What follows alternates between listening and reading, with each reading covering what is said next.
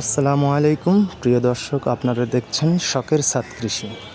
আজ আমি দেখাবো আমার অনেকগুলো ফুল ধরেছিল, সেই ফুলগুলো যেগুলো মারা গেছে, মানে যে ফুলগুলো নষ্ট হয়ে গেছে, সেই ফুলগুলো আজকে আপনাদেরকে আমি দেখাবো।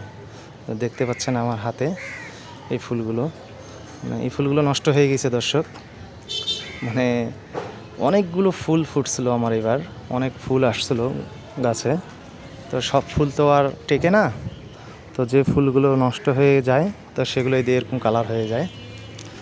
দেখতে পাচ্ছেন অনেকগুলো ফুল নষ্ট হয়ে গেছে, তবে কিছু কিছু ফুল আটকে গেছে যেগুলোতে ফল পাওয়া যাবে ইনশাআল্লাহ। যেমন দেখতে পাচ্ছেন এই ফুলটা, তারপরে এই ফুলটা, এইটা ফুল পাকে গেছে ফলটা। হ্যাঁ, তো অনেক বড় বড় ফুলও আপনি নষ্ট হয়ে গেছে, যেগুলো আর 5 দিন 6 দিন পরে ফুল ফুটতো। তো আসলে সব ফুল আটকায় না, ম্যাক্সিমাম ফুলে নষ্ট হয়ে যায়। দেখা যায় যে আপনার 100টা ফুল ফুটলে আপনার 60টা ফুলে নষ্ট হয়ে যায়, 40টা ফুল টিকে।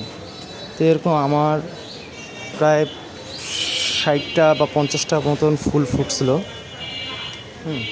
তার মধ্যে প্রায় 35টা 30টার মতন ফুল নষ্ট হয়ে গেছে। আবার নতুন করে কলিও আসতেছে। এই যে পিঁপড়াগুলো দেখতেছেন, এই পিঁপড়াগুলোকে মারতে হবে।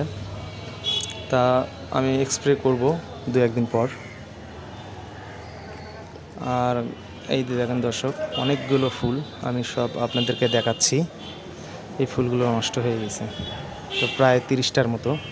তো ভালো থাকবেন সবাই, আসসালামু আলাইকুম।